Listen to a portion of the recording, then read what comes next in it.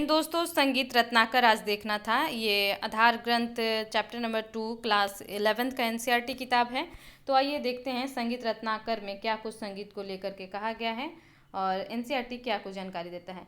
पंडित सारंगदेव द्वारा रचित ग्रंथ संगीत रत्नाकर को हिंदुस्तानी व कर्नाटकी दोनों संगीत पद्धतियों में विशेष महत्व प्राप्त है। यह ग्रंथ 13वीं शताब्दी का रचित है। इस ग्रंथ में संगीत के क्रियात्मक स्वरूप में किए जाने वाले तकनीकी प्रयोग के साथ सैद्धांतिक रूप से विभिन्न तकनीकों व अवधारणाओं की परिभाषाओं के साथ साथ उन्हें विस्तृत रूप से वर्णित भी किया गया है।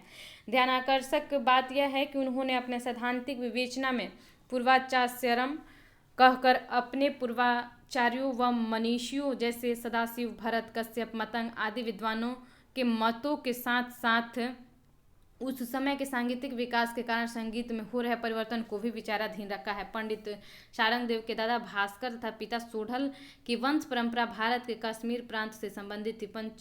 पश्चातवर्ती समय के यह लोग कश्मीर से देवगिरी आधुनिक दौलताबाद आ गए। उसके बाद वे किन्हीं कारणों से दक्षिण भारत की ओर प्रस्थान कर गए। इस प्रकार इस वंश के विद्वान भारत के उत्तर व दक्षिण दोनों भागों में कला, विज्ञान व सामाजिक परंपराओं के लिए भली भांति जाने जाते हैं। श्री भास्कर आयुर्वेद के ज्ञाता थे और देवगिरी के शासक के यहाँ नियुक्त थे। उनके पुत्र सोढ़ल यहीं पर कोषाधिकारी के रूप में कार्यरत हुए और उनके पश्चात सारंगदेव को भी उसी पद पर नियुक्त किया गया। सारंगदेव संस्कृत व तमिल भाषा के भी ज्ञाता थे।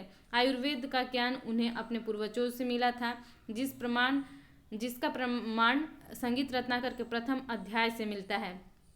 प्रथम अध्याय के पंडितोत्पत्ति प्रकरण में सारंगदेव ने मानव शरीर की संपूर्ण रचनात्मक प्रक्रिया तथा शरीर के आध्यात्मिक दृष्टि से रचित 10 चक्रों के महत्व का वर्णन किया है, जिससे यह सिद्ध होता है कि पंडित सारंगदेव एक महान संगीतविद होने के साथ साथ विज्ञान, दर्शन तथा उनके कलाओं के ज्ञाता भी थे। संगीत रत्नाकर के रचनाकार पंडित सारंगदेव शिव भक्त थे। अपने ग्रंथ के प्रथम श्लोक में ही उन्होंने नाद के स्वरूप में शिव को उपास्य मानते हुए कहा है, वंदे नादतूनम तमोद्धुर्यदितम मुदेशाडक्रम।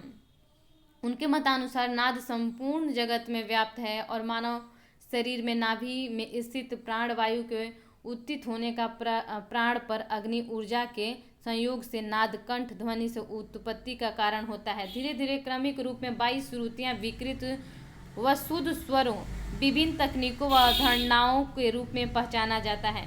साम वेदा गीतम कहते हुए सारंगदेव ने सामवेद की शाखा के रूप में गीत को विशेष महत्व दिया है। गीत, वाद्य व नृत्य में निपुण कलाविद को तौत्रिक नाम से पुकारा गया है। पंडित सारंगदेव ने संगीत को मार्ग व देशी संगीत के रूप में विभाजित किया है, जिसे संगीत को ब्रह्मा आदि देवों द्वारा खोजा गया व भरत आदि मुनियों द्वारा जिसका प्रयोग किया गया उसे मार्ग व लोक रुचि के रूप में विकसित संगीत को देशी कहा है। संगीत रत्नाकर के सप्ताध्यायी के नाम से भी जानते हैं। संगीत रत्नाकर को सप्ताध्यायी के नाम से भी जाना जाता है। इस ग्रंथ के 7 अध्याय हैं, जिनमें निहित महत्वपूर्ण संगीत संबंधी सामग्री को यहाँ रेखांकित किया जाता है। तो इन 7 अध्यायों के नाम हैं स्वर गत्ताध्याय, राग विवेकाध्याय, प्रकीर्णाध्याय, प्रबंधाध्याय, तालाध्याय, वादाध्याय, नर्तनाध्याय। और आगे की जर्नी नेक्स्ट वीडियो में तय किया जाएगा। जब तक के लिए जय हिंद।